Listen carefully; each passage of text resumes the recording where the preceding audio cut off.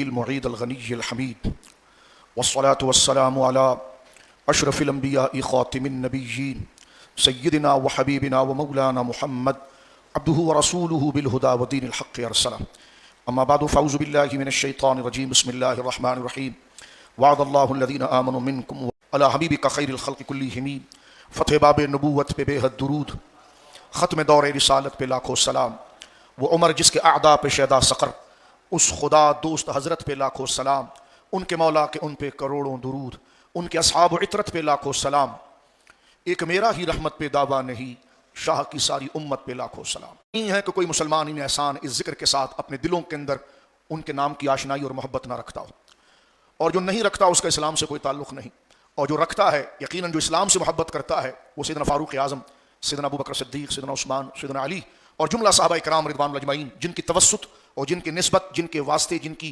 खिदमत से अल्हम्दुलिल्लाह ये दीन कुरान इस्लाम हम तक पहुँचा।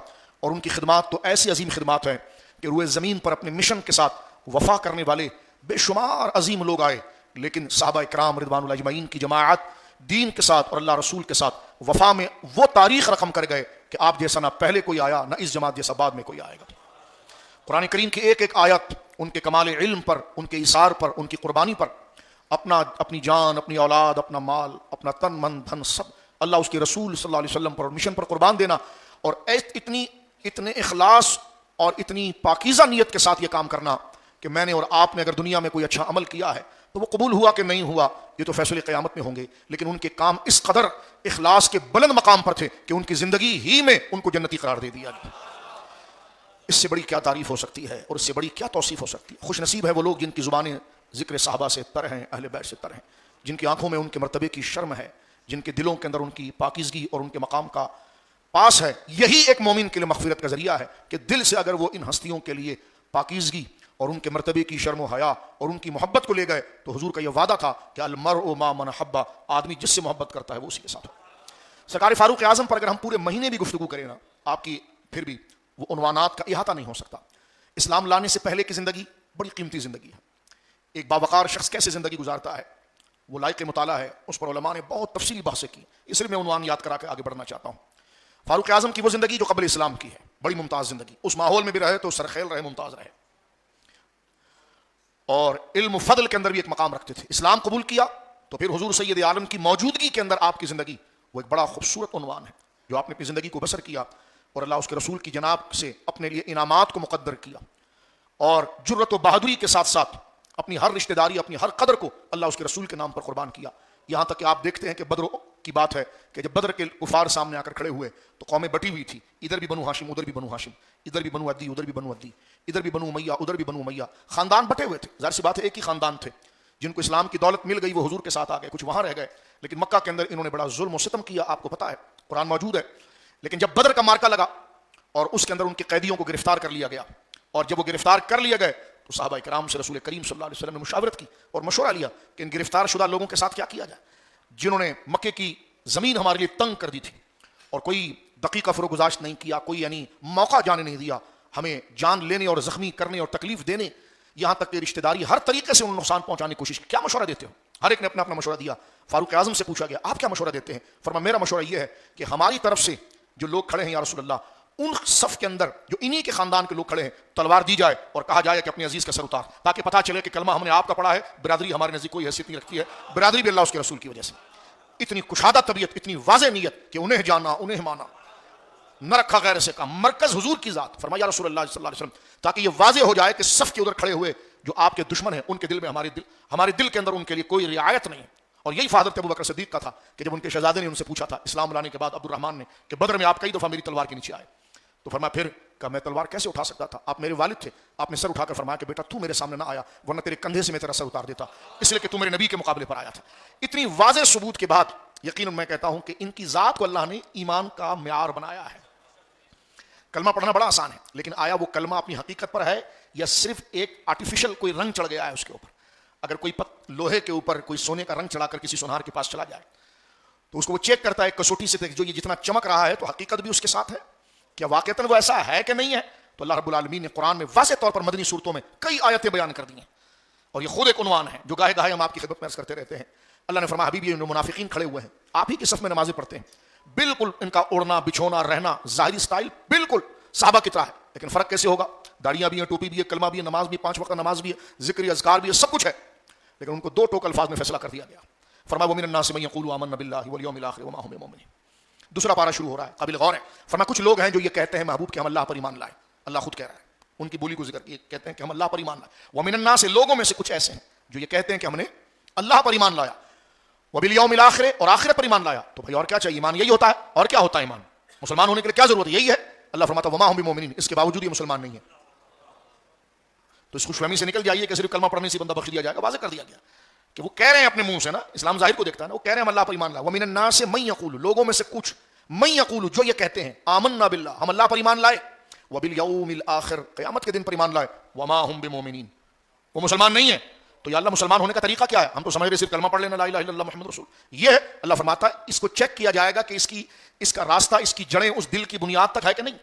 یہ کلمہ واقعی میں دل تک اپنی بنیاد بنا کر اس کی شاخیں، اس کے پھل اور اس کے پھول جو نظر آ رہے ہیں تمہاری زبانوں پر، تو آیا وہ کاغذ کے بنے ہوئے پھول ہیں یا واقعی میں جڑیں دل تک پہنچی ہوئی ہے؟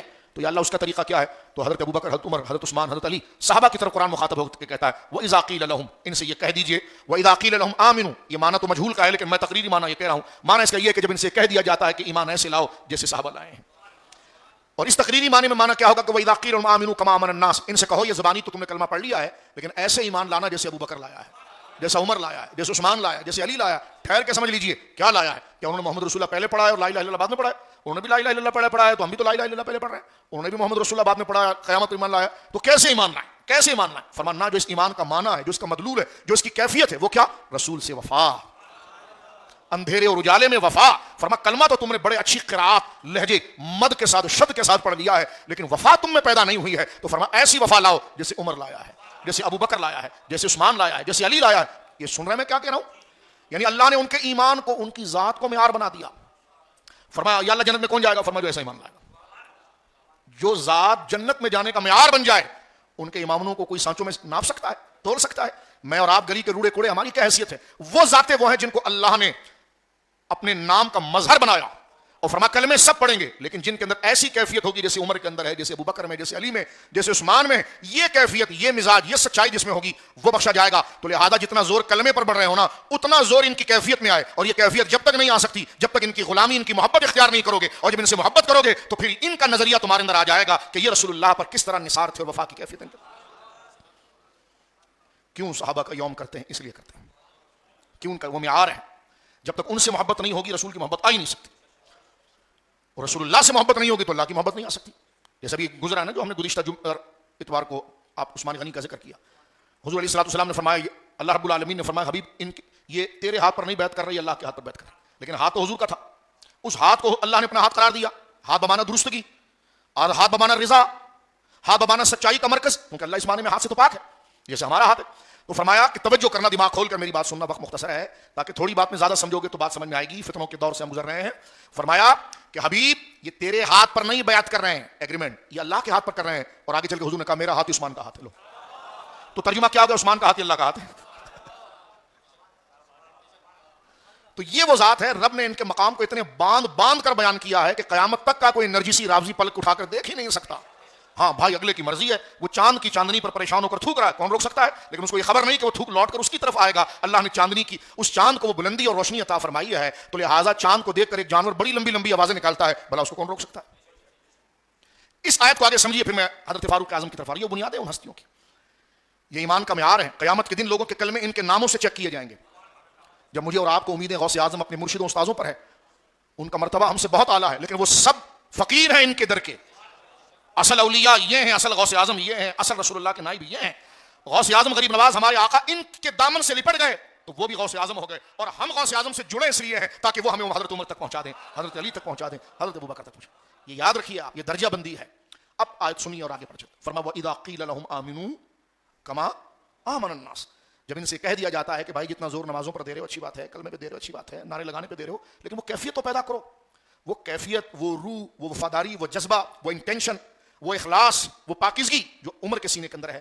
تو ان سے کہہ دیا جاتا کہ ایمان ایسے لاؤ جیسے صحابہ لائے ہیں، تو وہ چڑھ جاتے تھے صاحب۔ یہ آج نہیں، پہلے سے یہ قانون ہے، کیونکہ جو رسول اللہ کے وفادار ہوں گے جیسے آپ ہیں، وہ تو رسول اللہ کے وفاداروں کا نام سن کے آپ کے چہرے کھلنے لگ جائیں گے۔ لیکن جو پوزیشن اور یونیفارم پہن کر کوئی اور کرنے آیا ہے تو جب اس کے سامنے نام لوگے تو جناب وہ ایکسپوز ہو جائے گا، اس کا چہرہ گویا کہ مرجھا جائے گا. اس بات کو ذرا ترتیب سے سنیے. فرمایا وَإِذَا قِيلَ لَهُمْ آمِنُوا كَمَا آمَنَ النَّاسُ. صحابہ کی صفوں میں کھڑے ہو کر جو لوگ نمازیں پڑھ کر ایمان کا دعویٰ کر رہے تھے ان کو یہ کہا گیا کہ اے منافقوں، ایمان لانا ہے تو ایسے لاؤ جیسے ابو بکر و عمر و عثمان والی لائے ہیں. تو بدک گئے اور بدک کر اس نے کہنے لگے اَنُؤْمِنُ كَمَا آمَنَ السُّفَهَاءُ مَعَاذَ اللَّهِ. ہم ایسا ایمان لائے جیسے یہ بے وقوف لائے ہیں. صفی بے وقوف کو کہتے ہیں، کمقل. یہ صفحاء اس کی جمع ہے. صحابہ کو سب سے پہلے گالی منافقوں نے دی ہے، قرآن نے اس کو ذکر کیا. ان کی شان اخلاص کو انہوں نے بے وقوفی قرار دیا. جس کو وہ بے وقوفی کہہ رہے تھے رب اسی کو ایمان کہہ رہا ہے، کیونکہ ظاہر سی بات ہے کہ وہ بے ایمان تھے، ان کو ایمان سمجھ میں نہیں آ رہا ہے. وہ بے ایمان تھے، ان کو ایمان سمجھ میں نہیں آ رہا. تو انہوں نے کیا کہا انؤمن، کہ ہم ایسا ایمان لائے. بس آ گئے نا آپ کے پیچھے نمازیں پڑھ رہے ہیں، کلمہ پڑھ رہے ہیں، پگڑیاں باندھ لی اور کیا کریں، جبے پہن لی اور کیا کریں. لیکن آپ کہہ رہے ہیں ان کی طرف بڑھے ہم. تو فرمایا انؤمن کما آمن السفہاء، ہم ان بے وقوفوں کی طرف ایمان لائے. اللہ رب العالمین فرماتا خبردار یہ خود بے وقوف ہیں لیکن ان کو اس بات کا علم نہیں ہے. الا انہم هم السفہاء. اللہ نے پھر آگے سے جواب دیا. پتا چلا دفاع صحابہ میں آگے بڑھ کر لحاظ کے چھوڑ کر منہ توڑ جواب دینا اور اللہ کے محبوبوں کا دفاع کرنا یہ خود خدا کا طریقہ ہے. جب انہوں نے یہ کہا کہ ہم ان بے وقوفوں کی طرح ایمان نہیں لاتے تو اللہ نے یہ نہیں بولا یہ جاہل ان کو چھوڑ دو، بلکہ اللہ نے آگے سے جواب دیا. فرمایا تم نے میرے محبوب کے سچے غلام اور ہمارے سچے بندوں کے بارے میں یہ جملہ کہا ہے. اسی لفظ کو قرآن نے دہرایا. یہ نہیں کہ انہوں نے معاذ اللہ صحابہ کے لیے صفحاء کا لفظ کہا تو قرآن نے صرف یہ کہہ دیا یہ جانتے نہیں ہیں، بلکہ قرآن نے وہی لفظ ان پر دہرایا. فرمایا الا انہم هم السفہاء، خبردار بے شک یہ خود بے وقوف اور بے عقل ہے لیکن اسے اس بات کا علم نہیں. تو یہ رب کی غیرت ہے، جیسا انہوں نے کہا رب نے پلٹا کر وہی جواب ان کو دیا ہے. تو جن کا دفاع خدا کرے، جن کے دشمنوں سے دشمنی کے لیے قدرت اپنے بازو کو کھول دے تو بتاؤ وہ قدرت کے کتنے لاڈلے اور پیارے ہوں گے. تو یہ سمجھ لیجئے یہ وہ وجہ وہ بیس ہے حضرات صحابہ کرام کی عقیدت کی جو خدا کا فضل ہے. اللہ نے یہ تفہیم یہ سمجھ اہل سنت کو عطا فرمائی. میرے دوستو بزرگوں، حضرت فاروق اعظم رضی اللہ تعالیٰ عنہ کے حوالے سے جو بات میں آپ کی خدمت میں عرض کرتا ہوں، کیونکہ میں نے عرض کیا کہ پہلی نشست ہے اور آپ کی شہادت کا ذکر انشاءاللہ العزیز ہم جمعے کے دن کریں گے. یہ سمجھ لیجیے کہ شہادت پر بھی لوگوں نے بارہا شور کرتے ہیں. میں ہر سال اس بات کا رد بھی کرتا ہوں، تقریریں موجود ہیں کہ فاروق اعظم رضی اللہ تعالیٰ عنہ کی شہادت کے لیے تو 26 تاریخ ذی الحجہ کی ہے، آپ 1 محرم پر کیوں کر رہے ہیں؟ توجہ ہے. تو میں نے کہا ہم کو تو کوئی تاریخ نہیں چاہیے، ہر دن ہو سکتا ہے ذکر، کہ لیکن 1 محرم کو کیوں کر رہے ہیں آپ؟ کتابوں میں لکھا ہوا ہے کہ 26 تاریخ کو فیروز لولو نے ان پر حملہ کیا تھا. تو میں نے کہا حملہ کیا تھا، آپ دنیا سے رخصت نہیں ہوئے تھے.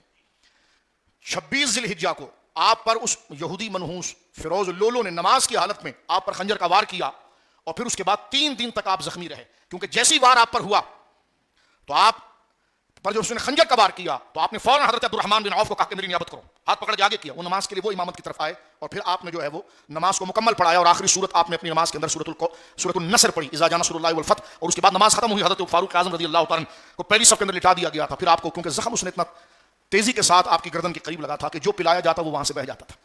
3 دن تک حضرت فاروق اعظم رضی اللہ تعالیٰ عنہ بقید حیات رہے اور اس 3 دن کے اندر وہ اتنا ذمہ دار خلیفہ تھا.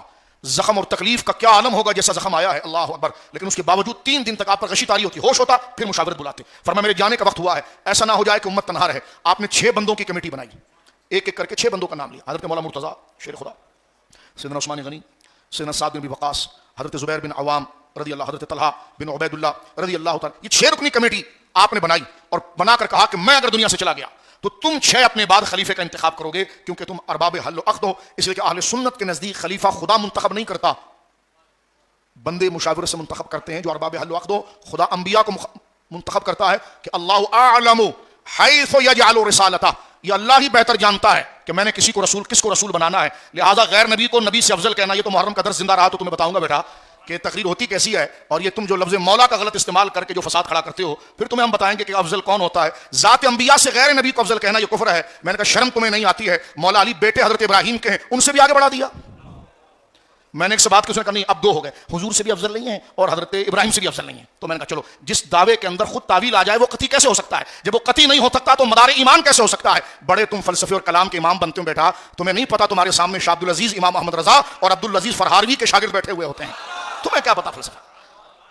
جس عقیدے میں تعویل کرو جو عقیدہ مؤول ہو جائے وہ قطعی کب رہتا ہے، اور جب قطعی نہیں رہتا تو اس پر ایمان کب واجب ہو جاتا ہے؟ ایک لفظ مشترک ہے مولا، لفظ مشترک سے کس طریقے سے جناب استدلال ہو سکتا ہے؟ اور لفظ مشترک میں سے کسی ایک معنی کو آپ خود اصول شاشی میں پڑھتے ہیں، نور انوار میں پڑھتے ہیں، کسی ایک معنی کو متعین کریں گے وہ خود معلول ہو جائے گا، وہ تعویل سے خود معلول ہو جائے گا اور مدار ایمان نہیں رہے گا. ہاں مدار ایمان وہ جب بن سکتا ہے جب اس معنی پر اجماع ہو جائے. وہ اجماع اس کو مرتبہ قطعی تک پہنچائے گا. لیکن کس نے اس معنی کے اوپر اجماع کیا ہے؟ کہاں اس معنی کا اجماع موجود ہے؟ اللہ اکبر. خیر یہ گپ ہے، آپ اس کو چھوڑیے. انشاءاللہ محرم الحرام کے جب خطبے چلیں گے تو دروازہ گرایا، دروازہ جلایا. میں نے کہا بیٹا انشاءاللہ آئینہ تمہارے منہ کے آگے رکھیں گے اور پھر ہمت ہو تو آگے سے بات کر کے دکھانا. سیدنا عمر کے لیے الزامات، یہ جملے ہم نہیں کہنا چاہتے لیکن یہ ریز کرتے ہیں مارکیٹ کے اندر. اور ہم نے جمعے کے خطبے میں بھی کہا کہ ایران پر جو حملہ ہوا ہم اس کی مذمت کرتے ہیں، ٹھیک ہے، لیکن پاکستان کے خلاف جو تم نے سازش کی کم سے کم اس پر توبہ ضرور کرو. جو تم نے بلوچستان کے اندر تخریب کاریاں کروائی، جو پاکستان کی پیٹھ کے اندر تم نے خنجر گھونپا اور راہ کو راستہ دیا، اس سے توبہ ہونی چاہیے. اور جو تم نے باقاعدہ پیڈ طور پر یہاں پر نرجسی لوگوں کو چھوڑا ہوا ہے صحابہ کے خلاف بکوانے کے لیے، تو صرف کیونکہ شمار اسلامی ممالک میں ہوتا ہے اس لیے ہم ایک ظلم کی مذمت کرتے ہوئے اس بھیڑیے اسرائیل کی مذمت کرتے ہیں. لیکن ہمارا مطالبہ یہ ہے کہ اگر کلیتاً مطالبہ چاہتے ہو تو پھر وہ کام نہ کرو جس سے امت بڑھتی ہے، جیسے تم نے عراق کو بانٹا، جیسے شام کو بانٹا، جیسے لیبیا کو بانٹا. اس لیے اتنی بھی حمایت میں آگے نہ بڑھنا، تنگی دامہ کو بھی دیکھنا اور معاملات کی حساسیت کو بھی دیکھنا. ایک بھائی کہنے لگے ایران اگر شیعہ ہے تو کہ اسرائیل سنی ہے. میں نے کہا کوئی شرم کرو، یہ جملے نہیں بولے جاتے.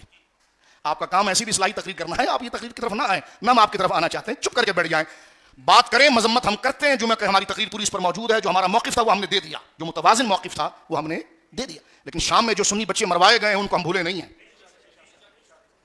جو چھوٹے چھوٹے بچوں کی گردنیں کاٹ دی گئی ابو بکر کے نام پر، وہ ہم نہیں بھولے. جب تک اس سے ایکسکیوز اور توبہ اور برات نہیں ہوگی، کوئی سامنے چیز تو آنی چاہیے. تو ایسا بھی تو نہ ہونا بیگانے کی شادی میں عبداللہ دیوانہ، یہ کیفیت بھی نہیں. ہاں رہا جو حملہ ہوا اس کی مذمت ضرور کریں گے، جو کل ہوا اس کی بھی مذمت کریں گے، جو اسرائیل نے کیا اس کی بھی مذمت کریں گے، اسرائیل پر لعنت بھیجیں گے. لیکن آپ کا ساتھ اتنا ہی دیں گے جو کہا جاتا نا مذمت کرتے ہیں بس. میں نے کہا بس اتنا ہی کافی ہے.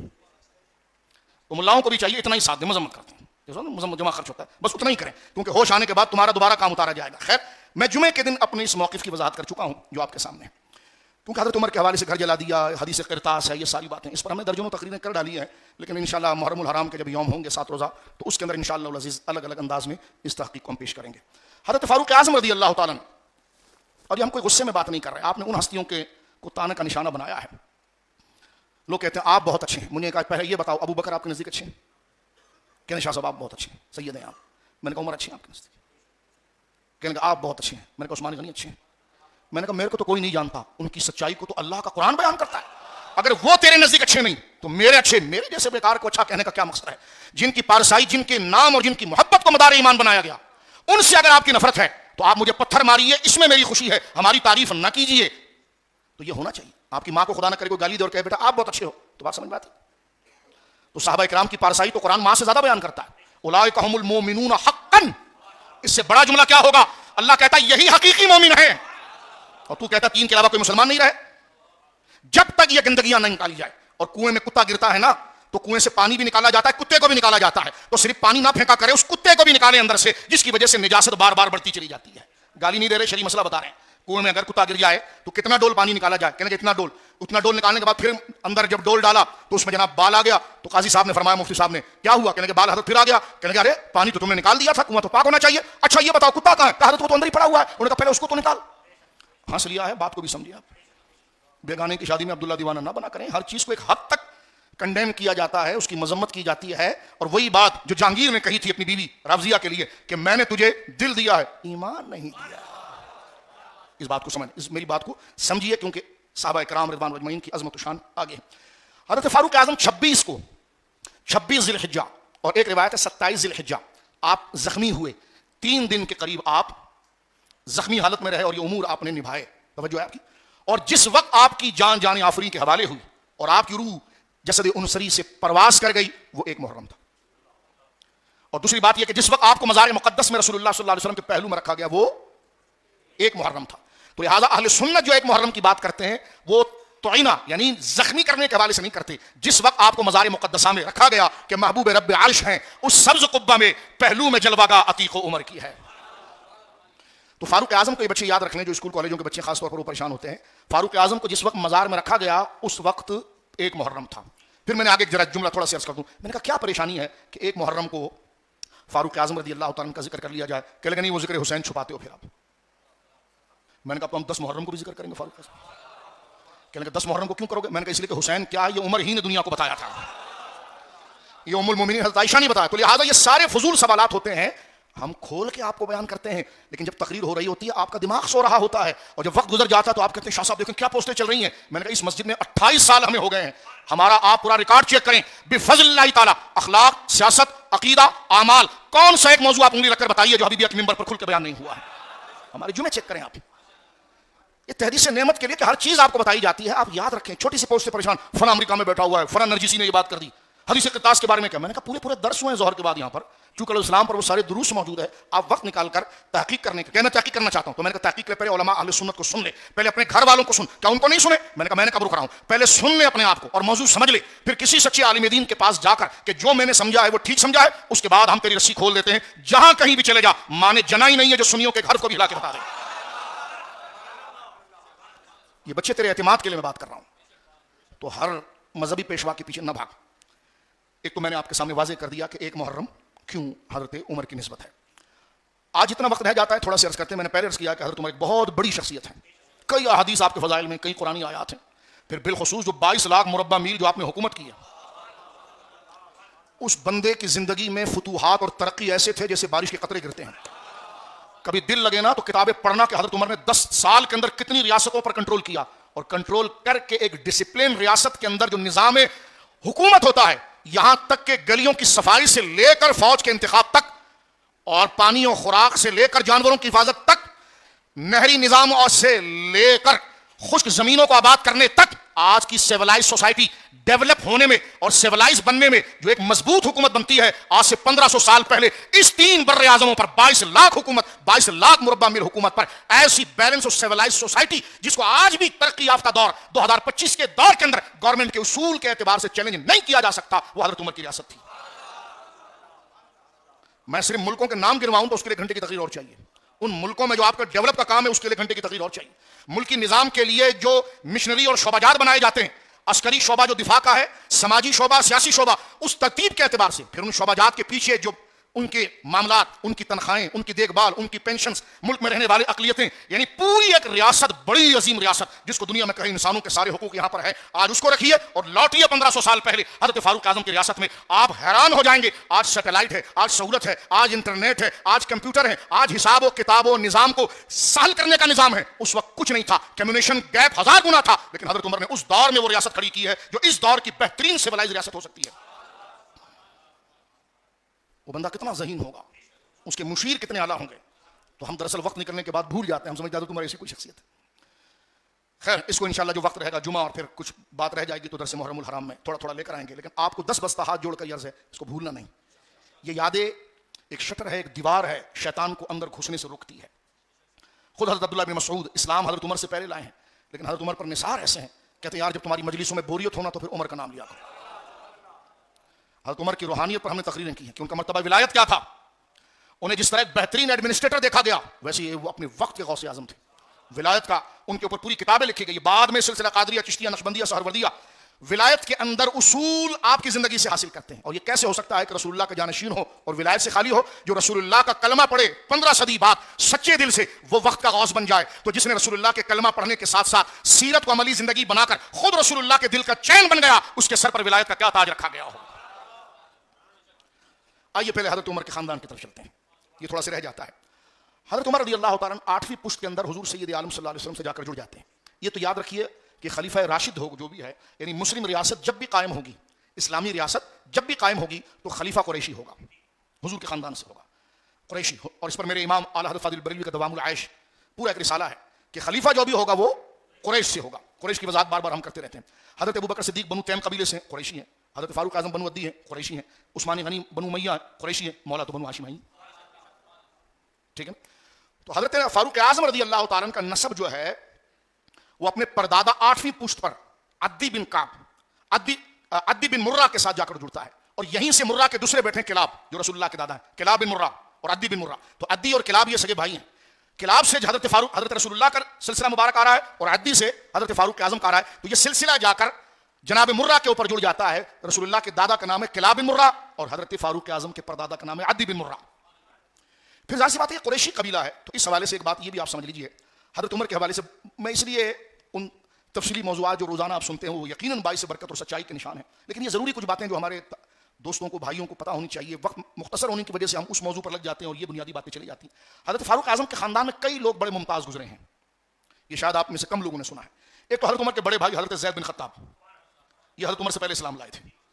اور ختم نبوت کی تحریک جب حضرت ابوبکر صدیق رضی اللہ تعالیٰ کے دور میں چلی تھی, ہے، اور مسلمہ کذاب جس نے جھوٹا نبوت کا دعویٰ رسول اللہ کے دور میں کیا تھا صلی اللہ علیہ وسلم، نعوذ باللہ من ذالک.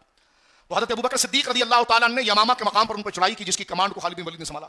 ایسے ہی جی اس میں حضرت زید بن خطاب شہید ہوئے ہیں. جب عبداللہ بن عمر حضرت عمر کے بیٹے بھی اس جنگ کے اندر تھے، حضرت ابوبکر کے بیٹے عبد الرحمن بن عوف بھی، اس پر بھی ہم نے تفصیلی تقریر کی کہ وہ جنگ کتنی خطرناک تھی. وہ جنگ میرے دوستوں اتنی خطرناک تھی، مورخین نے لکھا کہ عرب میں بڑی بڑی لڑائیاں ہوئی ہیں، جتنی خون ریزی یمامہ کے مقام پر ہوئی اتنی کہیں نہیں ہوئی ہے. یعنی حضور کے ختم نبوت کے تحفظ کے لیے بلا مبالغہ میں آپ کو بتا رہا ہوں، لٹرلی لوگوں نے کہا کہ پنڈلیوں سے آدھی پنڈلیوں سے اوپر خون تھا. جو اس کا حدیقۃ المدینہ یعنی جو اس کا باغ تھا مسلمہ کا، جس کا دروازہ توڑ کے صحابہ اندر آئے، اس کے اندر جنگ ہوئی ہے تو پنڈلیوں تک خون تھا، اتنے بندے مارے گئے اس کے اندر. صحابہ کرام کی جماعت میں اگر آپ دیکھیں جناب کئی سو حافظ قرآن صحابہ کرام شہید ہوئے. حضرت عمر کے بیٹے عبداللہ بن عمر بھی اس جنگ میں تھے، اور حضرت عمر کے بڑے بھائی حضرت زید بن خطاب. لیکن حضرت عمر کیوں شریک نہیں ہوئے؟ تو میں نے کہا مولا علی بھی شریک نہیں ہوئے. بیلنس کر دیں، کیونکہ وہ ایک پوری تفصیل ہے، اس کو پیچھے پڑھ لے. ریاست مدینہ کی حفاظت کے لیے باقاعدہ ڈیوٹیاں حضرت ابوبکر صدیق نے لگائی ہوئی تھی کہ ریاست کو یہ سنبھالیں گے تاکہ ریاست پر کوئی اور حملہ نہ کر دیں نا، کیونکہ اتنا بڑا ساری فوج ادھر چلے جائے یا مدینہ پر قبضہ ہو جائے. فوجداری کا نظام حضرت سیدنا فاروق حضرت سیدنا مولا مرتضیٰ شیر خدا کو دیا گیا، دیگر ذمہ داریاں جس حضرت عمر کو دی گئی اس طرح اور صحابہ کو، اور بقیہ فوج کو لڑنے کے لیے اس وقت کے سب سے بڑے شیطان مسلمہ کذاب کے مقابلے میں جائے. حضرت زید بن خطاب شہید ہو گئے رضی اللہ تعالیٰ. جب لوٹ کر وہ آئے، وہ بدری صحابی ہیں، جب وہ لوٹ کر آئے تو حضرت عبداللہ بن عمر نے اپنے والد سے کہا حضرت عمر سے کہ چچا جان شہید ہو گئے. حضرت عمر بہت روئے بہت روئے اور کہیں گے یا اللہ میرا بھائی کتنا خوش نصیب تھا، تیرے محبوب کے دامن سے وابستہ ہونے میں بھی مجھ پر مقدم رہا، میرے سے پہلے رہا، اور شہادت کو قبول کرنے میں بھی مجھ سے پہلے رہا. تو حضرت زید بن یہ فاروق اعظم رضی اللہ تعالیٰ کے بڑے بھائی. آپ کی بہن بڑی برگزیدہ ہے فاطمہ بنت خطاب، جن کی ایمان جن کی کوششوں سے فاروق اعظم کے سینے کے اندر ایمان کا نور اجاگر ہو گیا. لیکن آپ کے کیونکہ حضرت فاروق اعظم رضی اللہ تعالیٰ کا نسب جو ہے وہ ہے عمر بن خطاب بن عمر بن نوفل، یعنی خطاب کے والد کون ہیں؟ عمر ہیں. خطاب کے والد حضرت عمر کے والد خطاب ہیں، خطاب کے والد عمر ہیں، اور عمر کے والد نوفل ہیں. آپ کے ایک چچا ہے یعنی خطاب، جس طرح کے خطاب ہے، خطاب کے ایک بھائی ہیں ان کا نام ہے زید، تو رشتے میں بھائی ہے. تو خطاب بن عمر بن نوفل وہ ہیں زید بن نوفل، ان کا ذکر بخاری شریف میں آیا ہے. زید بن نوفل، یہ زید بن نوفل کون ہے؟ یہ سعید بن زید کے والد ہیں، عشرہ مبشرہ. حضرت سعید بن زید حضرت فاروق اعظم کے بہن بھائی صاحب، حضرت فاطمہ بنت خطاب کے شوہر سعید، جن کا ذکر آتا ہے کہ حضرت عمر جا رہے تھے تو راستے میں سعید ملے، تو یہ سعید بیٹے ہیں زید کے، زید بن نوفل، خطاب بن نوفل. تو یہ حضرت فاروق اعظم کے چچا کے بیٹے ہیں. یہ وہ ہیں جنہوں نے رسول اللہ صلی اللہ علیہ وسلم کو کب دیکھا؟ جب حضور کی عمر شریف 35 سال تھی. یہ بڑی قیمتی بات. سرکار کے اعلان نبوت سے پہلے ہی انتقال کر گئے. یہ اور ورقہ بن نوفل دوست تھے. حضرت ورقہ بن نوفل کون ہے؟ انہوں نے حضور کی رسالت کا زمانہ نہیں دیکھا. حضرت زید بن نوفل نے اور حضرت ورقہ بن جو ہے حضرت ورقہ، انہوں نے حضور علیہ الصلوۃ والسلام کی رسالت کا زمانہ نہیں دیکھا، کیونکہ زید بن نوفل جو ہیں جن کا میں ذکر یہاں پر کر رہا ہوں، یہ انتقال کر گئے کس وقت؟ جس وقت رسول کریم صلی اللہ علیہ وسلم کی عمر شریف 35 سال تھی. 35 سال کی عمر میں انہوں نے دنیا سے پردہ فرمایا حضرت زید بن نوفل نے. ان کے بارے میں یہ بات آتی ہے کہ زید بن نوفل بڑے برگزیدہ شخص تھے، اور عقائد کے اعتبار سے اور معاملات کے اعتبار سے ان کا بہت اونچا مقام. جس طرح کہ حدیث پاک میں امام بخاری رحمۃ اللہ علیہ نے باب باندھا ہے، باب نمبر 24 کتاب المناقب انصار کے اندر، کہ باب و حدیث زید بن عمر بن نوفل. زید بن عمر بن نوفل یہ حضرت فاروق اعظم کے چچا کے بیٹے ہیں. حضور علیہ الصلوۃ والسلام کی رسالت کا زمانہ نہیں پایا. یہاں سے 2-3 مسئلے حل ہو رہے ہیں، ذرا توجہ کرنا. حضرت زید بن عمر بن نوفل یہ وہ شخص ہیں جن کے بارے میں کہا گیا یہ وہ شخص ہے جو توحید کی تلاش میں تھا. حضور نے بھی اعلان نبوت نہیں کیا اور رسالت کا دور شروع نہیں ہوا. انہوں نے اس دور کے اندر کسی بت اور شرک سے شرک سے وابستہ نہیں ہوئے، بت پرستی سے اور شرک سے وابستہ نہیں ہوئے، بلکہ توحید میں مختصر یہ ہے کہ اتنے مضبوط تھے. ورقہ بن نوفل اور زید بن عمر بن نوفل یہ 2 شخص ہیں جو حضور کے اعلان نبوت سے پہلے مکہ میں نظر آتے ہیں، جو اللہ کے سچے دین پر جمے ہوئے تھے. لیکن یہ کہا گیا کہ ورقہ بن نوفل نے عیسائیت قبول کر لی تھی. ورقہ بن نوفل نے عیسائیت قبول کر لی تھی، شرکیہ عیسائیت نہیں، جو اصل عیسائیت تھی. اس لیے حضور علیہ الصلوۃ والسلام کے سامنے جب ورقہ بن نوفل کا نام آیا تو حضور نے فرمایا میں نے دیکھا ہے کہ وہ جنت کے اندر سفید کپڑوں میں اڑ رہے ہیں. یعنی حضور کی 40 سال عمر سے پہلے یہ وصال کر گئے. ورقہ بن نوفل اعلان رسالت سے پہلے، وَأَنذِرْ عَشِيرَتَكَ الْأَقْرَبِينَ آیت اترنے سے پہلے وہ انتقال کر گئے. لیکن یہ جو ہیں زید بن عمر بن نوفل حضرت فاروق اعظم کے چچا کے بیٹے، یہ ان کی ملاقات رسول اللہ کے ساتھ جب ہوئی ہے جب حضور کی عمر شریف 35 سال تھی. اور یہ لوگوں کو کہتے تھے کہ میں ابراہیم علیہ السلام کے سچے دین پر ہوں اور میں انتظار کر رہا ہوں کہ بنو اسماعیل میں ایک نبی آئے گا اور میں اس پر ایمان لاؤں گا. یہاں تک کہ علماء نے یہ بات لکھی ہے کہ سعید بن مسیب کہتے ہیں کہ یہ اس وقت فوت ہوئے تھے جب قریش کعبہ بنا رہے تھے، اور قریش کعبہ جب بنا رہے تھے جب حضور کی عمر 35 سال تھی. یہ رسول اللہ صلی اللہ علیہ وسلم کے پر وحی کے نزول کے 5 سال پہلے ہی دنیا سے یہ پردہ فرما گئے تھے، اور ان کے بارے میں کتابوں کے اندر مزید یہ مبارک روایتیں آتی ہیں جو میں ایک دو آپ کو بتاتا ہوں۔ امام بزار اور امام طبرانی نے اس بات کو لکھا ہے، حضرت سعید بن زید کہتے ہیں کہ میں نے حضرت عمر نے رسول کریم صلی اللہ علیہ وسلم سے حضرت زید سے متعلق پوچھا ان کے بارے میں کہ آپ نے ان کے لیے دعا کی ہے کہ اللہ ان کی مغفرت فرمائے اور ان پر رحم فرمائے، تو حضور علیہ السلام فرمایا اس لیے کہ ان کا وصال، ان کا انتقال دین ابراہیمی پر ہوا تھا۔ ایک روایت کے اندر یہ بھی آتا ہے کہ رسول اللہ نے فرمایا وہ جنت میں داخل ہوا، فرمایا جب میں جنت میں داخل ہوا معراج کی رات تو میں نے دیکھا کہ حضرت زید بن عمرو بن نوفل وہ موجود تھے اور ان کے لیے میں نے 2 درخت دیکھے ہیں۔ اور ایک روایت میں یہ بھی آتا ہے کہ انہوں نے انتقال سے پہلے ایک شخص سے کہا تھا کہ دیکھو میری روح تو پرواز کر رہی ہے، لیکن تم نے اگر وہ نبی آخر الزمان کا وقت پا لیا نا تو میرا سلام ان کو پہنچانا۔ اور اس شخص نے سرکار علیہ السلام پر ایمان لایا، صحابیت کی شرف پایا، اور اس نے کہا یا رسول اللہ کہ زید بن عمرو بن نوفل سے میری ملاقات ہوئی تھی، انہوں نے آپ کو سلام کہا، تو سرکار نے جواب دیا وعلیک وعلیہ السلام، اس پر بھی سلام ہو، یہ ان کے اعلیٰ ایمان کی بین دلیل ہے۔ ان کے سماجی کام اتنے مشہور تھے، ایک تو یہ دین ابراہیمی پر بڑے پختہ کامل تھے، کفار مشرکین بتوں کے نام پر جانور کو ذبح کرتے تھے، اور انہوں نے کبھی وہ گوشت نہیں کھایا جو جانور بتوں کے نام پر کاٹا گیا، اور باقاعدہ یہ کہتے تھے کہ یہ حرام ہے ذبیحہ، اس کو تم نے لات عزا منات اپنے خود ساختہ بھگوانوں کے نام پر کاٹا ہے، یہ میں نہیں کھا سکتا، حالانکہ بھوکے بھی ہوتے تو نہیں کھاتے، فرمایا نہیں یہ ذبیحہ حرام ہے کیونکہ یہ اللہ کے علاوہ کسی اور کے نام پر ذبح کر دیا گیا، یہ نہیں کھاتے تھے۔ سماجی کام میں جب کاروبار کرتے یا محنت کرتے اور ان کے پاس جب کوئی مال جمع ہو جاتا تو اس مال کو لے کر باقاعدہ انہوں نے چیریٹی بنائی ہوئی تھی اس زمانے میں، اور وہ چیریٹی کام کیا کرتی تھی؟ فرمایا کہ اس دور میں یہ تھا کہ لوگوں کے نزدیک بیٹی کا وجود ننگ اور آر اور شرم تھا، کیونکہ بیٹی کو دیں گے تو پیسہ بھی دینا پڑے گا، اہتمام کرنا پڑے گا، تو لوگ کیا کرتے تھے معاذ اللہ اپنی بیٹی کو زندہ قبر میں گاڑ دیتے تھے۔ یہ وہ شخص تھے کہ جن کو خبر پہنچتی تھی کہ فلاں کے گھر بیٹی پیدا ہوئی ہے، یہ خود پہنچ جاتے تھے کہ بیٹی میرے حوالے کر دو۔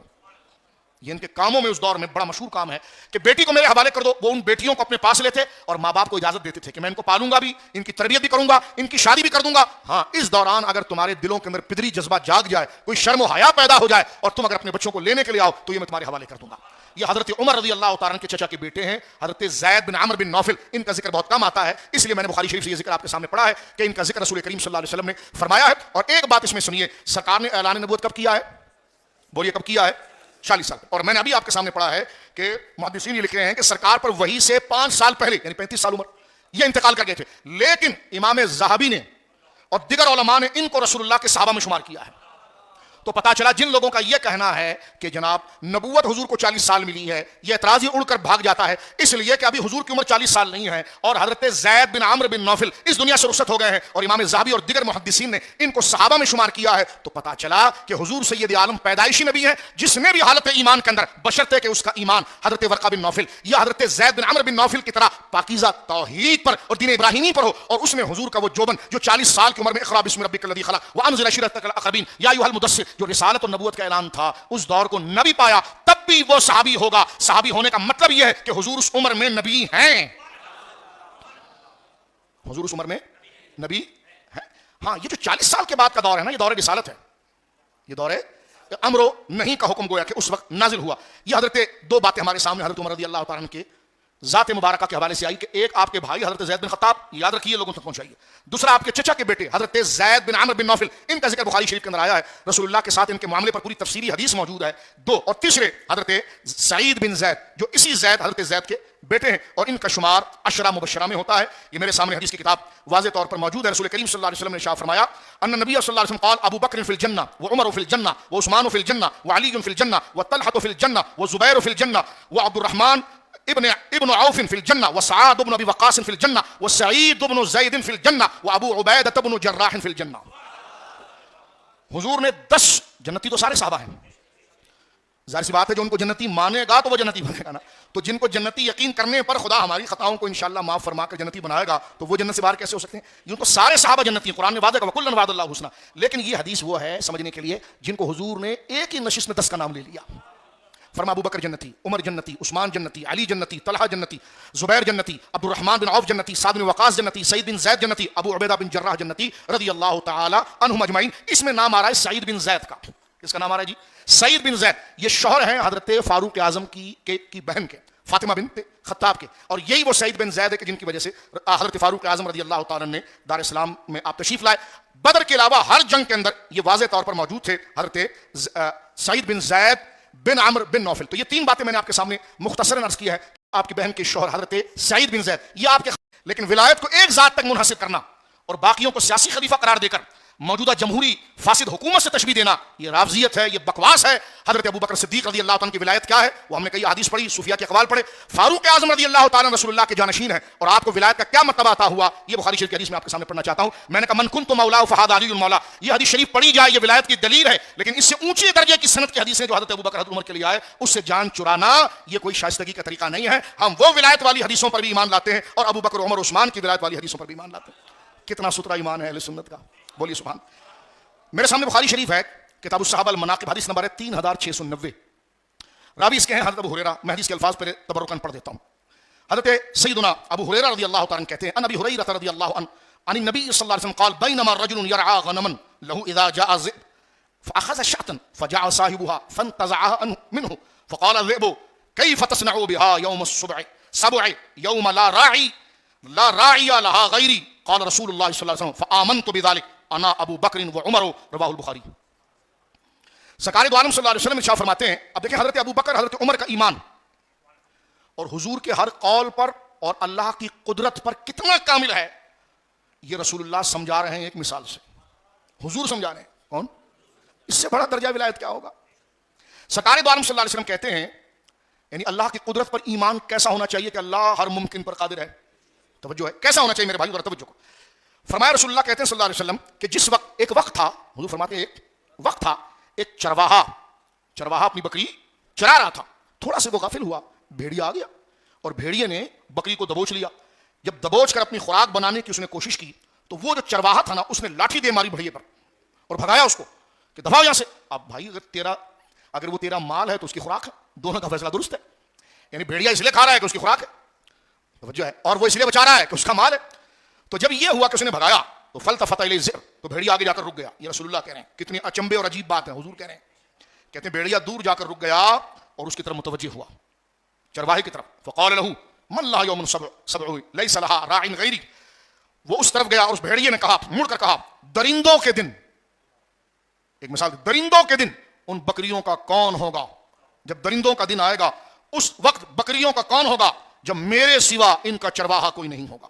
जब भेड़िए ने ये बात की, बताओ ये अचंभे की बात है कि नहीं है भाई। भेड़िया बात कर रहा है बंदे से और उससे लड़ रहा है, कहने आज तो तू मेरे मुंह से बकरी ले गया, लेकिन एक वक्त ऐसा आएगा यही बकरियां होंगी, इनको मैं चला रहा हूंगा और मेरी मर्जी होगी मैं किसी को खाऊंगा। तो जब भेड़िए ने उसकी अपनी जबान में, इंसानों की जबान में उससे कलाम किया, कितने अचंभे की बात थी। लेकिन बताओ अल्लाह ऐसे करने पर कादिर है कि नहीं। हुजूर कहते हैं जब भेड़िए ने ये कहा ना कि तू आज तो मेरे मुंह से मेरा खुराक ले रहा है, लेकिन एक शिकार का दिन आएगा जब मैं इनको चराऊंगा और खाऊंगा। जब हुजूर ने ये कह दिया तो फिर फरमाया हुजूर फ़क़ाल अन्नासु सुब्हान अल्लाह, लोगों ने कहा सुब्हान अल्लाह, ये सुब्हान अल्लाह बतौर ताज्जुब के, सुब्हान अल्लाह ऐसा भी हो सकता है। तो सरकार ने साहबा की तरफ देखकर फरमाया फ़इन्नी, फरमाया कि तुम, जब साहबा ने कहा कि सुब्हान अल्लाह, तो सरकार दो आलम उनकी तरफ देखकर फरमाया फ़आमनतु बिज़ालिक, मैं तो इस बात पर यकीन रखता हूं और ईमान लाता हूं कि बात ठीक है। फ़आमनतु बिज़ालिक, मैं इस बात पर ईमान और यकीन लाता हूं कि ऐसा हो सकता है। और अबू बकर, मेरे साथ उमर भी, अबू बकर भी ईमान लाता है, वह उमर, और मेरा उमर भी ईमान लाता है। इसमें हुजूर ने अपने ईमान के साथ अबू बकर सिद्दीक के ईमान को भी जोड़ा, हजरत उमर के ईमान को भी जोड़ा। अब मेरे सामने कोई काला आए और बात करे, इससे बड़ी मनकबत और इससे बड़ी विलायत सिवाय नबूवत के हर मकाम इस हदीस में आ जाता है। फरमाया मैं रब की कुदरत पर ईमान लाया और मेरे साथ ऐसा यकीन अगर किसी को मेरे तुफैल मिला तो अबू बकर को मिला और उमर को मिला। ये बुखारी शरीफ है, ये बुखारी शरीफ है। कोई ईद इस पर भी हो जाए ना तो जो ये बुखारी शरीफ है। और लफ्ज अगर आप गौर करें, हुजूर अब अपना फरमा फ़आमनतु बिज़ालिका, मैं ईमान लाया इस पर, और अबू बकर इस पर ईमान लाया, उमर इस पर। सुभान अल्लाह तो कह रहे हो ताज्जुब में, लेकिन ऐसा हो सकता है, कैसा हो सकता है या रसूलुल्लाह। फरमा मुझे यकीन है इस बात पर, और अबू बकर को यकीन है, उमर को यकीन है। बड़ी मुबारक हदीस है, घर जाकर उसको गौर कीजिएगा, बगैर इतर लगाए बदन से खुशबू आएगी। अब इसी में बुखारी शरीफ से दूसरी हदीस आपके सामने मेरे अजीजों पेश करना चाहता हूं, जरा गौर कीजिए। यह हुजूर का एक ख्वाब है, हदीस नंबर 3691। सरकार दो आलम कहते हैं अना नाइमुन, मैं ख्वाब में था, और अंबिया का ख्वाब वही होता है। रायतु नासा उरिदू अलैया व अलैहिम कुमुस, मैंने देखा, हुजूर अलैहिस्सलातु वस्सलाम इरशाद फरमा रहे हैं कि मैंने ख्वाब में देखा कि लोग मेरे सामने पेश किए गए और इन पर कमीज थी, जुब्बे थे, उन पर कमीज थी, बस उनमें से बास की कमीज सीनों तक थी, बास की कमीजें सीनों तक थी और बास की कमीजें उससे भी कम थी। तो मेरे सामने उमर को पेश किया गया। हुजूर कहते हैं उरिदा अलैया उमर, मेरे सामने उमर को पेश किया गया। फ़अलैहि कमीज, उसके ऊपर कमीज इतनी थी कि उसके बदन से नीचे तक जा रही थी और वो घसीट रहे थे। हमने अर्ज किया साहबा ने, या रसूल अल्लाह फमा अव्वलतहु, हुजूर इसकी तावील क्या है? हुजूर फरमाते अद्दीन, दीन इस्लाम। کہ عمر کو دین نے ایسے ڈھانپا ہوا ہے. یہ رسول اللہ کا خواب ہے. سرکار سے تعبیر پوچھی گئی یا رسول اللہ. حضور فرمایا کسی کا جبہ سینے تک آ رہا ہے, کسی کا اس سے بھی کم ہے, لیکن جب میرے سامنے عمر لایا گیا تو اس کو اتنا ڈھیلا ڈھالا جبہ پہنایا گیا کہ سارے بدن سے باہر نکل کر, پاؤں کی پنڈلیوں سے باہر نکل کر وہ چل رہا ہے اور گھسیٹ رہا ہے. یعنی اس طرح اس کپڑے نے اسے ڈھانپ لیا ہے. عرض کی یا رسول اللہ اس کی تعبیر کیا ہے, اس کی تعبیر کیا ہے؟ رسول اللہ فرمایا دین پر مستقیم ہونا اور دین کا اس کی حفاظت کرنا. ولایت اور کیا ہوتی ہے؟ خواب بھی رسول اللہ دیکھیں. ٹھیک ہے جی, یہ دو حدیثیں آپ کے سامنے میں نے پڑھ دی. اب ایک حدیث اور آپ کے سامنے جلدی سے پڑھتا ہوں, یہ بھی بخاری شریف ہے, حدیث نمبر 3681. یہ بھی حضور کا ایک خواب ہے صلی اللہ علیہ وسلم. میں نے یہ حدیث آج اس لیے انتخاب کی کہ زندگی وفا کرے نہ کرے ایک نشست اس پر بھی ایک ہو جائے, تاکہ آپ یہ دیکھیں اور مجھے اور آپ کو یہ یقین ہو جائے کہ سرکار کے سے استفادہ کرنے والے حضرت ابو بکر, عمر, عثمان, علی کی کیا شان ہے.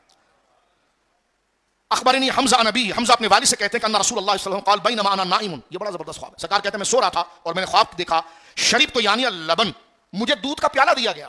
ادھر قمیض ہے, ادھر وہ بھیڑیے والی بات دو, اور ابھی یہ قمیض. فرمایا مجھے دودھ کا پیالہ دیا گیا. حضور علیہ السلام فرماتے ہیں شریب تو یعنی اللبن, میں نے دودھ کو پیا.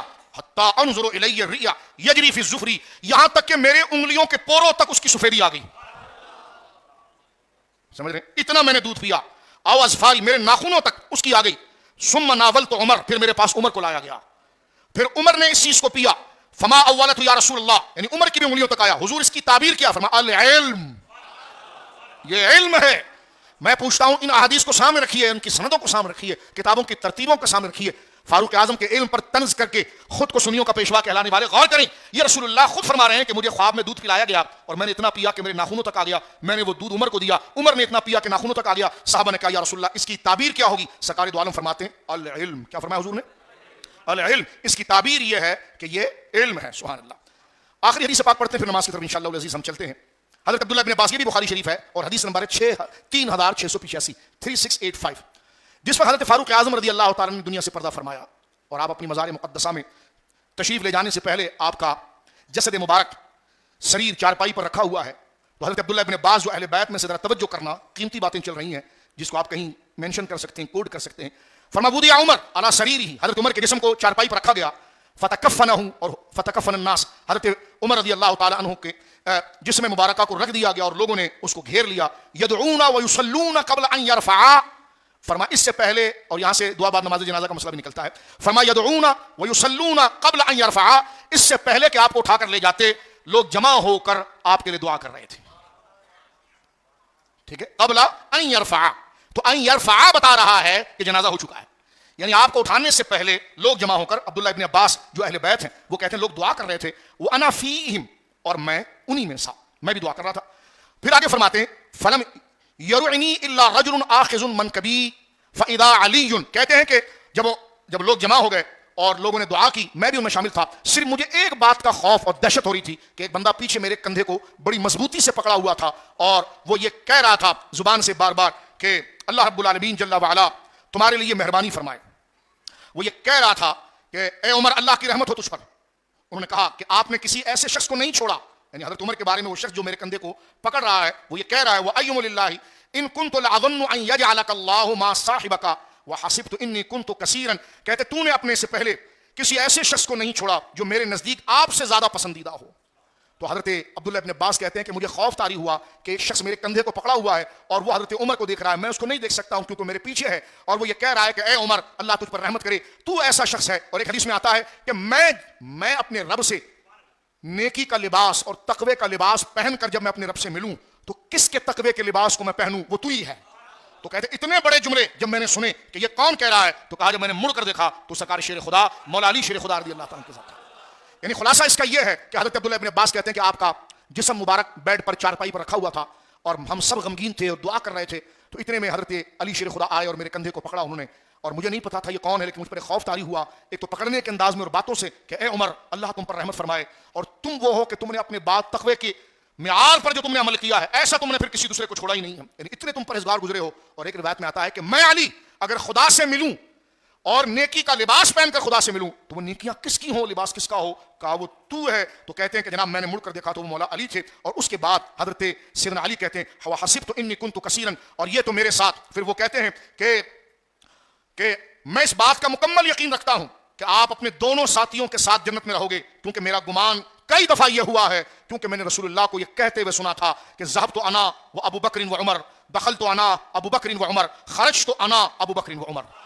یہ میں نے کیوں کہا؟ تو مولا کائنات گواہی دیتے اس لیے کہ میں نے ہمیشہ حضور کی زبان سے یہی سنا، حضور آپ کہاں گئے؟ تو فرمایا میں ابو بکر عمر گئے، میں ابو بکر عمر آئے، میں ابو بکر عمر نے یہ کیا۔ یعنی حضور نے آپ حضرات کی معیت سنگت کو اپنے قریب اتنا کر کے رکھا کہ ہمیشہ حضور سے پوچھا جاتا حضور آپ کہاں سے آئے؟ تو حضور یہ نہیں کہتے میں آیا، فرمایا میں ابو بکر عمر آئے۔ حضور آپ کہاں جا رہے ہیں؟ فرمایا میں جا رہا ہوں، فرمایا میں ابو بکر عمر گئے۔ حضور آپ جو ہے وہ کہاں جانے کا ارادہ کرتے ہیں تو خود کے لیے نہیں فرماتے، فرمایا ذهبت دخلت خرجت، ساتھ میں کہتے انا ابو بکر و عمر، میں اور ابو بکر اور عمر۔ یہ ترتیب کو مولا مرتضیٰ شیر خدا رضی اللہ تعالیٰ ذکر کرتے ہوئے کہتے ہیں کہ میں نے اس قدر سنگت کے ساتھ آپ کو دیکھا ہے تو میرا یقین ہے کہ آپ اسی محبوب رب العالمین کے ساتھ اور اپنے ساتھی صدیق اکبر کے ساتھ ہوں گے۔ اس حدیث میں آپ دیکھیے ایک تو آپ کے تقوی کی گواہی مولا علی دے رہے ہیں، آپ کی شرافت کی گواہی دے رہے ہیں، اور وہ پہلا والا خواب جو بھیڑیے والا تھا وہاں بھی حضور نے اپنے ساتھ ابو بکر عمر کے ایمان کی بات کی۔ اس کے بعد آپ قمیص والا اگر آپ دیکھیں تو اس میں حضرت عمر کی شان کو بیان کیا گیا، دودھ کے پیالے والی بات دیکھیں تو وہاں حضرت عمر کو بیان کیا گیا، اور اس حدیث پاک کے اندر دیکھیں تو حضرت ابو بکر عمر کو بیان کیا گیا۔ تو یہ ترتیب جو ہے کہ رسول اللہ ابو بکر عمر، یہ سنیوں کے منبر پر جو لکھی گئی یعنی محرابوں پر جو لکھی گئی ہے، یہ ترتیب ہم نے نہیں بنائی ہے، یہ ترتیب زبان مصطفیٰ سے بنی ہے، میں ابو بکر عمر، میں ابو بکر عمر، میں ابو بکر عمر۔ بات کو یہاں ختم کر دیتے ہیں آخری روایت پڑھ کر، یہ بھی بخاری شریف کی روایت ہے، حدیث نمبر 3688 ہے۔ حضور سید عالم بیٹھے ہوئے ہیں، کتاب التوحید کی حدیث سے بڑی دل کے ساتھ سارے بچے نوجوان اس کو سنیں۔ حضرت انس کہتے ہیں ان رجلا سأل النبی، ایک شخص آیا اس نے حضور سے سوال کیا ان الساعہ، قیامت کے بارے میں کہ یا رسول اللہ قیامت کب آئے گی؟ تو حضور سے کہا متی الساعہ، قیامت کب آئے گی؟ تو سرکار دو عالم صلی اللہ علیہ وسلم اس سے کہا، فرمایا ما وماذا اعددت لها، تو نے قیامت کی کوئی تیاری کر رکھی ہے؟ جو مجھ سے پوچھ رہا ہے قیامت کب آئے گی، تو وہ کہتے لا شیء، کوئی تیاری نہیں۔ یہ نہیں کہ وہ بے نمازی تھے، یہ نہیں کہ وہ روزہ نہیں رکھتے تھے، سب کچھ تھا، لیکن کہتے ہیں اعتماد اس پر نہیں ہے، اس لیے کہ کوئی بھی چیز نہیں ہے۔ تو کہا پھر سوال کیوں کر رہا ہے؟ کہ الا انی احب اللہ ورسولہ، لیکن ایک چیز ہے اس لیے سوال کر رہا ہوں کہ قیامت میں بیڑا پار ہو جائے گا کہ میں اللہ سے محبت کرتا ہوں اور اے رسول مکرم میں آپ سے محبت کرتا ہوں۔ جب یہ جملہ اس نے کہا کہ قیامت کے لیے میرے پاس ایک ہی سہارا ہے، آپ کی محبت اور اللہ کی محبت، تو سرکار دو عالم نے فرمایا انت ما من احببت، تو بے فکر ہو جا، تو اسی کے ساتھ ہوگا جس سے تو محبت کرتا ہے۔ اب جو ہم جیسے کمزوروں کے لیے کام حضرت انس نے کیا ہے وہ حدیث کے جملے آپ سنیں۔ قال انس فما فرحنا بشيء فرحنا بقول النبي صلی اللہ علیہ وسلم انت ما من احببت، کہتے جب سے اسلام لایا ہوں، جب سے لے کر اب تک کبھی مجھے اسلام لانے کے بعد اتنی خوشی نہیں ہوئی جتنی خوشی حضور کی زبان مبارک سے اس جملے کو سنتے ہوئے ہوئی کہ جا جس سے تو محبت کرتا ہے اسی کے ساتھ ہوگا۔ یہ کہنا تھا کہ حضرت انس آگے بڑھے۔ کچھ سمجھے میں کیا کہہ گیا؟ کہ اس میں تو بیڑا پار ہونے والی بات کہہ دی، بیکاری کو بھیک چاہیے، مشکل میں جو پھنسا ہوا شخص ہے اس کو راحت چاہیے۔ کہتے اسلام لایا اس لیے کہ جہنم سے بچوں، تو مجھے بڑی خوشی ہوئی، میرا رب مجھ سے راضی ہو جائے۔ کہتے اس نعمت کے بعد کبھی اگر مجھے کبھی خوشی ہوئی نا تو اس جملے سے ہوئی جو رسول اللہ نے فرمایا جا تو اسی کے ساتھ رہے گا جس سے تو پیار کرتا ہے۔ تو کہتے ہیں بس یہ تھا کہ میں آگے بڑھ گیا اور میں نے حضور سے یہ کہا، یعنی یوں کہا ہوگا کہ حضور یہ بات صرف اس کے لیے ہے، سب کے لیے ہے۔ لیکن وہ کیا کہا حضرت فاضل بریلوی نے رحمۃ اللہ تعالی علیہ نے کہ جس طرف اٹھ گئی دم میں دم آ گیا، سرکار کا دریا رحمت جوش میں تھا، یعنی یوں کہا ہوگا حضور صرف یہ اس کے لیے خاص ہے، یہ سب کے لیے ہے۔ تو حضور علیہ الصلوۃ والسلام نے فرمایا ہوگا سب کے لیے۔ تو پھر آگے حضرت انس حضور کے خادم جرأت کرتے ہیں، کہتے ہیں یا رسول اللہ پھر سنیے فانا احب النبی وابا بکر وعمر، ساتھ بیٹھے ہوئے تھے نا اس لیے تو نام لے لیا۔ کہنے لگے یا رسول اللہ پھر اگر ایسا ہی ہے کہ جو جس سے پیار کرے گا، جسے دل میں بسائے گا، جن کی محبت میں دیوانہ ہو جائے گا، وہ قیامت میں اس کے ساتھ ہوگا، تو پھر سنیے حضور میں آپ سے محبت کرتا ہوں، ابو بکر سے محبت کرتا ہوں اور عمر سے محبت کرتا ہوں۔ اور آگے کیا جملہ کہہ رہے ہیں؟ وہ ارجو، اور پوری امید رکھتا ہوں، خالی محبت نہیں، اس محبت کو آخرت کی کمائی سمجھتا ہوں۔ فرمایا وارجو ان اکون معاہم، اور یہ امید رکھتا ہوں کہ جب میں محبت آپ تینوں سے کرتا ہوں تو رہوں گا بھی آپ تینوں کے ساتھ۔ ایسا کیا عمل کر لیا تو نے؟ فرمایا نہیں، بحب ایاہم وان لم اعمل بمثل اعمالہم، نیک نہیں ہوں آپ لوگوں کی طرح، عمل آپ لوگوں کی طرح نہیں ہے، لیکن رہوں گا آپ لوگوں کے ساتھ۔ کیسے؟ کہ نیکی کا کوئی عمل نہیں ہے، اس وجہ سے نہیں، محبت کی وجہ سے رہوں گا۔ تو یہ مقام و مرتبہ حضرت فاروق اعظم رضی اللہ تعالیٰ کا ایک تعارف ہم نے آج کے درس کے اندر پیش کیا۔ انشاءاللہ العزیز جمعے کے دن فاروق اعظم رضی اللہ تعالیٰ کی شان کے حوالے سے آگے کے چند بنیادی اور ضروری باتیں آپ کی فتوحات کے حوالے سے جو ہمارے بچوں کو دوبارہ یاد کرنا چاہیے، ذہن میں دہرانا چاہیے، اس لیے کہ جس نمبر پر بندے کو نجات ملنی ہے وہ نمبر ہمیشہ ہونا چاہیے۔ تو محبوب رب عرش ہیں، اس سبز قبہ میں پہلو میں جلوہ گاہ عتیق و عمر کی ہے۔ صفحہ درست کر لیجیے۔ واخر دعوانا الحمدللہ۔